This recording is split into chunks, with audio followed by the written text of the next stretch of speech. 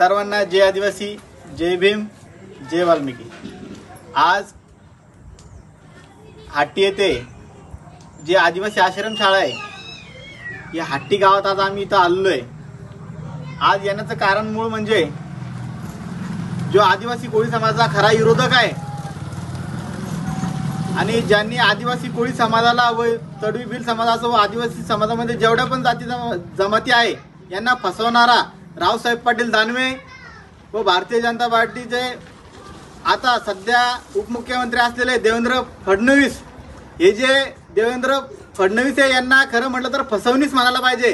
कारण यांनी सर्व जाती धर्माचा कोळी समाजाला सुद्धा फसवण्याचं काम देवेंद्र फडणवीस यांनी 2014 पासून केलंय।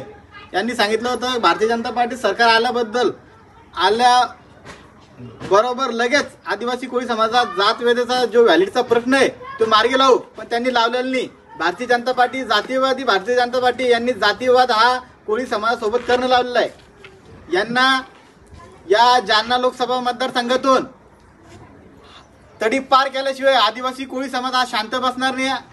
आणि या आदिवासी आश्रमशाळेमध्ये जो आमचा आदिवासी विद्यार्थी असतो यांना बजेट घेण्यासाठी, वरून शासनाचं बजेट घेण्यासाठी इथले लोकप्रतिनिधी जे अजिंठा डोंगर पट्ट्यात आहे या आदिवासी आश्रमशाळा हाट्टीची म्हणा किंवा जळगाव सपकाळ एक धावड्याची म्हणा, यांना जर का वरून अनुदान घ्यायचं तर हे आदिवासी विद्यार्थी आहे आणि जर व्हॅलिड जर मागितली तर आम्ही आदिवासी नाहीये असे हे जातीवाद करणारे रावसाहेब पाटील दानवे यांना 1.5 लाखाच्या फरकाने आदिवासी कोळी समाज पाडणार म्हणजे पाडणार।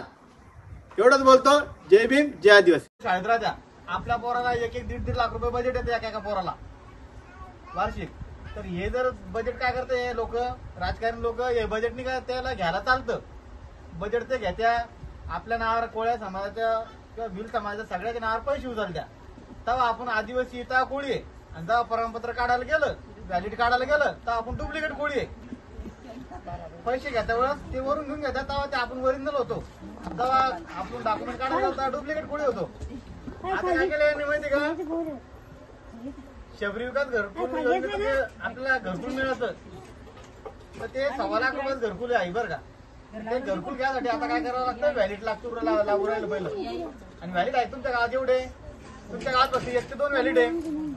आणि ते जर झालं आता त्याच्या लेकरा बाळाला त्याच्या भावाला जर काढणं म्हणलं त्याला 8-10 लाख रुपये लागू उरले। ते लपडे तर आला विषय काष्टाला 15-15 हजार रुपये द्यावं लागत होतं आपल्याला। तर आपण काय केलं, डिसेंबर महिन्यामध्ये आंदोलन केलं होतं, जवळपास ते 22 डिसेंबर 12 दिवस आंदोलन केलं। तर त्या आंदोलनामध्ये आपल्याला 25 प्रमाणपत्र फक्त फुकट भेटले ते। तर 25 प्रमाणपत्र आपले गाव शिल्लोड तालुक्यात 85, सोयगावामध्ये जवळपास 35 गाव आहे। मग आता 25 प्रमाणपत्र प्रत्येक गावापर्यंत पोहोचू शकत नाही एक बी, बरोबर नाही। तर आम्ही काय केलं, प्रत्येक गाव तिकडे जेवढे 25 प्रमाणपत्र ते प्रत्येक गावात 1-1 दिलं। कहून दिलं की आपला समाज जागृत करायचं आपल्याला, की हे 25 प्रमाणपत्र आम्ही जर फुकट वाटले आंदोलन करून आणि जर आपला समाज जर एकत्र आला आणि खरोखर जर तिथे आंदोलन केले एकदम पुऱ्या ताकदीनं तर आपल्याला रेग्युलर फुकट होईल।